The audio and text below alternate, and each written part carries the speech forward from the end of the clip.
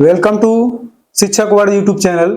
दोस्तों, आज हम एक प्यारा टॉपिक पियाजे के ऊपर देखते हैं, जिसमें से एक क्वेश्चन हर सीटेट में पूछा जाता है। देखिए, पियाजे का प्रयोग हम देखते हैं। इन्होंने संज्ञानात्मक विकास का सिद्धांत दिया था और प्रयोग किस पर किया था? अपने ही खुद के बच्चों पर प्रयोग किया। अवस्था का सिद्धांत दिया और संज्ञानात्मक विकास का सिद्धांत दिया। अब देखिए, संज्ञानात्मक सिद्धांत के अंतर्गत क्या है? जीन पियाजे को विकासात्मक मनोविज्ञान का जनक माना जाता है। जीन पियाजे को विकासात्मक मनोविज्ञान का जनक माना जाता है। जीन पियाजे का जन्म 1886 में स्विट्जरलैंड में हुआ था।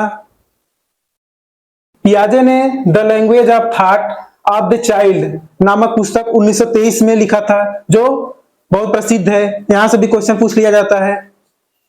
पियाजे के संज्ञानात्मक विकास में शैशवावस्था से लेकर किशोरावस्था का अध्ययन करता है।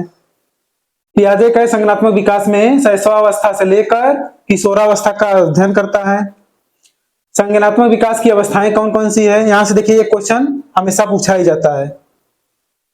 अवस्थाएं देखिए, पहली अवस्था है इंद्रिय जनित या संवेगात्मक अवस्था, जो 0 से 2 वर्ष तक है। इसमें इंद्रियों के द्वारा बच्चे अपना कार्य करते हैं, जैसे रोना, खेलना, हंसना, ये सब करते हैं।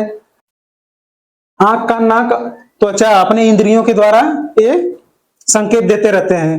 ठीक है। अब देखिए, दूसरा क्या अवस्था है? पूर्व संक्रियात्मक अवस्था है, जो 2 से 7 वर्ष तक है। इसे हम खिलौनों की अवस्था भी कहते हैं। इसके अंतर्गत बच्चे खिलौनों के साथ खेलना पसंद करते हैं और पड़ोसी बच्चों के साथ खेलना पसंद करते हैं। अब धीरे धीरे अब इनकी आयु बढ़ेगी। मूर्त संक्रियात्मक अवस्था, जो अवस्था क्या है? 7 से 11 वर्ष है। इसमें बच्चे तार्किक चिंतन करना शुरू कर देते हैं, जैसे दिन, तारीख, महीना, ये सब बताने योग्य हो जाते हैं, यानी तार्किक चिंतन करना शुरू कर देते हैं मूर्त अवस्था में। अब चौथी अवस्था हमारा है अमूर्त या औपचारिक संक्रियात्मक अवस्था।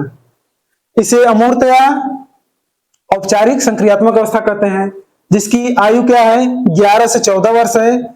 इसमें परिकल्पना बच्चे करने लगते हैं। मूर्त अवस्थाओं के साथ साथ अमूर्त चिंतन भी करने लगते हैं। मूर्त चिंतन के साथ साथ अमूर्त चिंतन भी करने लगते हैं, जैसे स्मरण, मनन, कार्यों में अंतर। वे इस अवस्था में कार्यों में अंतर करना शुरू कर देते हैं। पियाजे ने यह भी बताया था, पहले भाषा आती है, उसके बाद में विचार आती है। पहले भाषा आता है, उसके बाद विचार आता है। इसी के अंतर्गत एक क्वेश्चन कंफर्म पूछा जाता है सीटेट में से। इसमें से 4 अवस्थाएं जो दिया है, इंद्रिय जनित, पूर्व संक्रियात्मक अवस्था, मूर्त संक्रियात्मक अवस्था और अमूर्त या औपचारिक संक्रियात्मक अवस्था, इसमें से एक क्वेश्चन फिक्स रहेगा। इसे अच्छे से देख लीजिए और समझ लीजिए।